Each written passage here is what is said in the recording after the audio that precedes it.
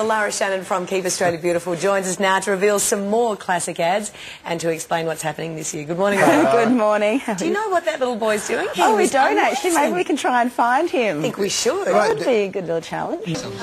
Australia's your home. Don't rubbish Australia.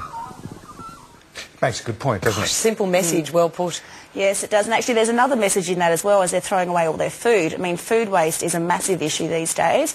Over a third of what we throw away actually ends up in landfill. So you think about the waste from buying it and what the wastage has gone with producing it, right through to it ending up in landfill where it doesn't need to be there. So that ad kind of hits on both messages. Well, Really. it's kind of criminal to throw food away, isn't it? Yeah. On that point, how much waste does the average Australian generate a year? It's over a tonne, so about 1.1 tonnes we produce. So that's a lot of waste. And how much of it could effectively be recycled or reused? Up to 80% of what we throw away, so a massive amount of what we're putting in the bin just doesn't need to be there. Have we seen a major change, bearing in mind this reuse, recycle, that campaign that's on? There's another word I've forgotten. Reduce? That's it, that's the one.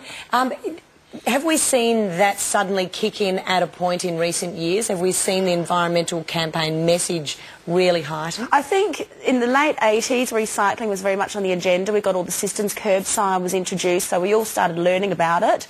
Certainly, I think over the last 3 years in particular, I've seen a massive shift in terms of awareness and everyone kind of getting on there knowing we have to do something.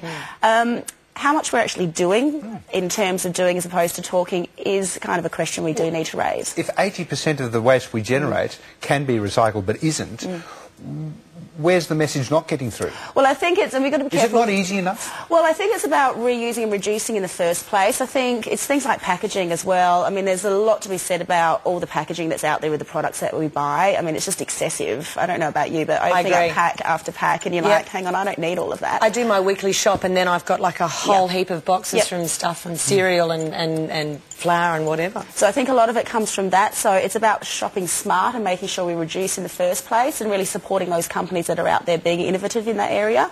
Composting? Yeah, composting massively. Food waste, I mean, as I said, a third of it there, food and green waste just doesn't need to be there. I mean, even if you don't want to set up a worm farm or a compost bin, my mum and dad chuck their scraps underneath a tree, it breaks down.